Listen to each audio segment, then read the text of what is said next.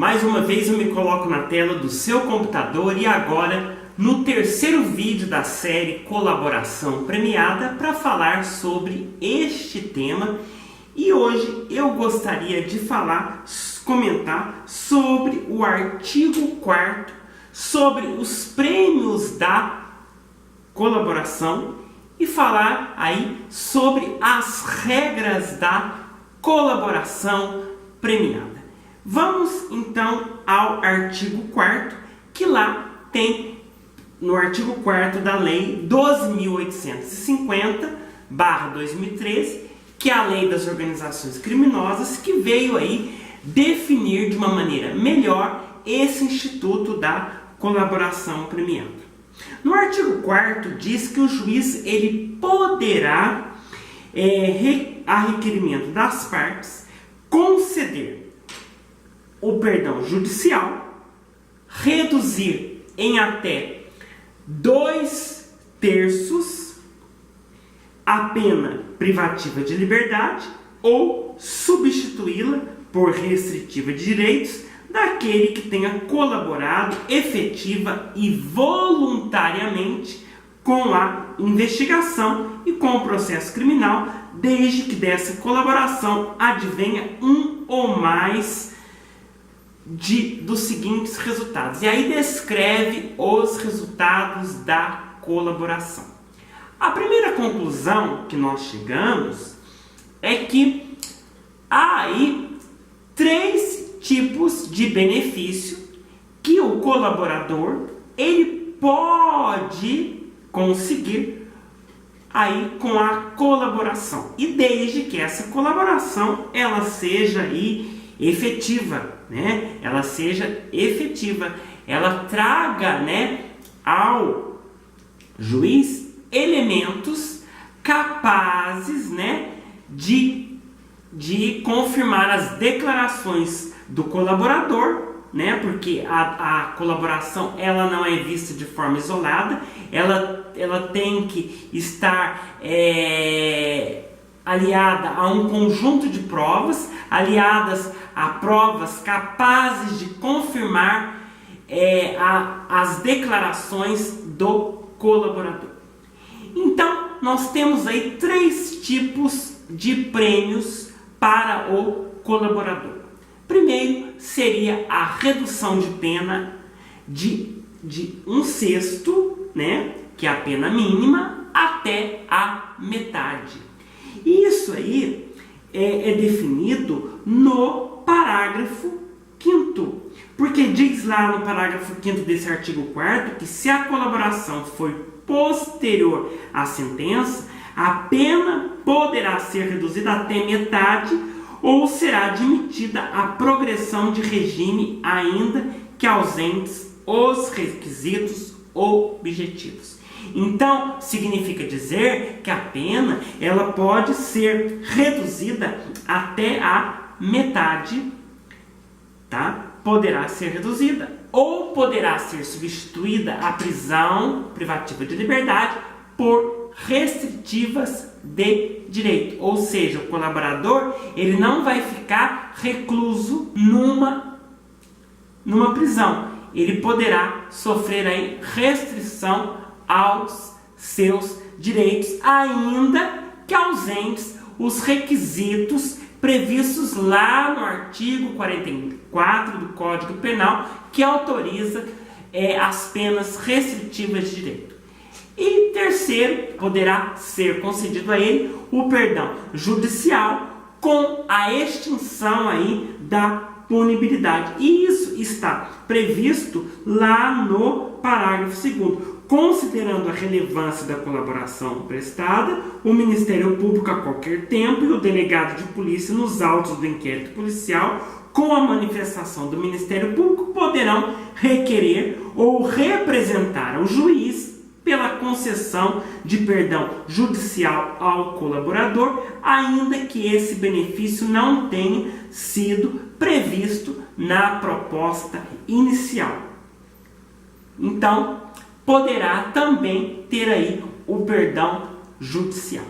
E é bom que nós também entendamos que, enquanto tiver essa colaboração premiada, será suspenso o processo, o sobrestamento do prazo para que seja oferecida a denúncia, ou suspenso o processo, suspendendo-se inclusive o prazo prescricional aí por até 6 meses, prorrogáveis por igual período. É o que diz a Lei de Organizações Criminosas.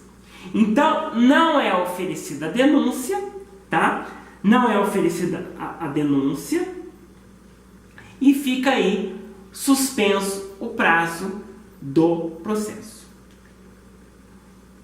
Pode-se progredir aí o regime, ainda que ausentes os requisitos, pode-se progredir o regime, há uma progressão de regime, pode ser celebrada, inclusive, durante a execução penal, pode ser, inclusive, essa progressão de regime pode ser, inclusive, já na fase de execução penal.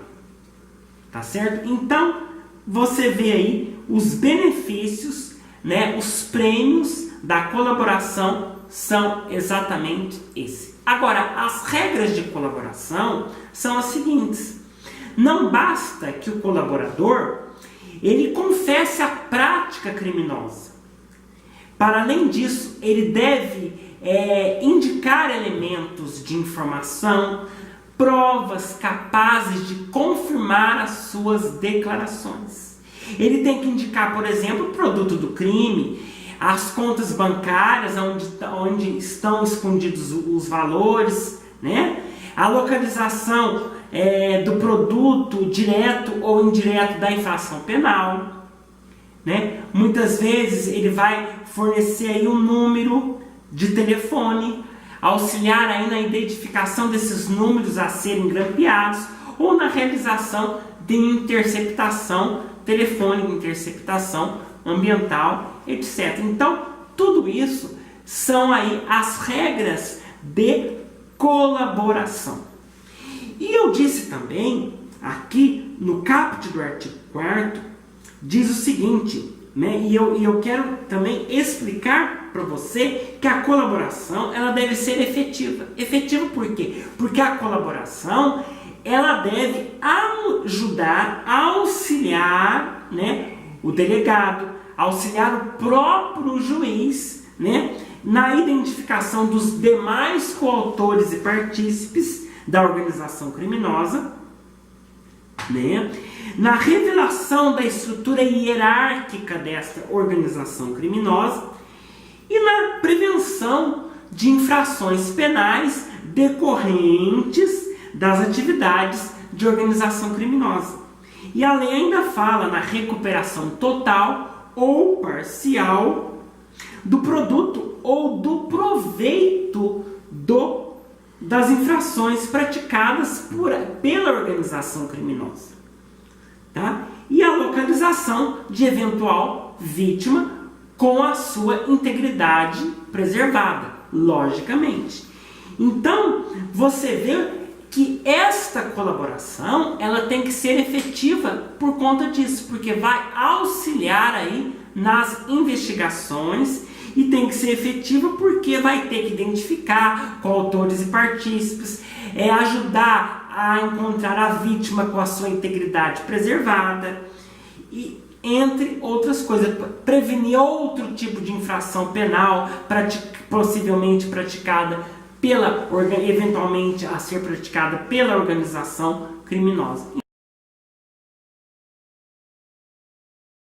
Nenhuma sentença condenatória será proferida com fundamento apenas nas declarações do agente colaborador, ou seja, deve-se aliar a outras provas. Não basta que o colaborador ele confesse a prática criminosa. Ele deve indicar, além disso, elementos de informação e provas capazes de confirmar as suas declarações. Tá certo? E outra coisa, quando nós falamos que a colaboração ela deve ser voluntária, ao meu ver, uma opinião pessoal minha, o colaborador ele não deve estar recluso, ele não deve estar preso para colaborar, porque senão a colaboração não será voluntária. Mas não é isso que entende o Supremo Tribunal Federal. Há um habeas corpus, né, do Supremo Tribunal Federal. Eu vou colocar esse habeas corpus aqui, né, o número dele é aqui na nossa legenda, ele vai aparecer aqui agora na nossa legenda, que o Supremo Tribunal Federal ele declara válida a colaboração de agente preso. Tá certo? Eu não concordo. Eu reafirmo a minha discordância com essa decisão do Supremo, porque a lei é muito clara ao dizer que a colaboração ela deve ser voluntária. Ou seja, o colaborador ele deve ter a vontade livre de colaborar. E ele estando preso, indiretamente, ele estará sendo aí coagido a colaborar, ele estará sendo pressionado a colaborar. Então, minha gente, ficamos por aqui com esse vídeo, falando sobre os prêmios da colaboração, falando sobre as regras de colaboração, sobre aí a volitividade, a voluntariedade da colaboração e sobre a efetividade desta colaboração, né? Os resultados desta colaboração, as condições para que a colaboração seja efetiva.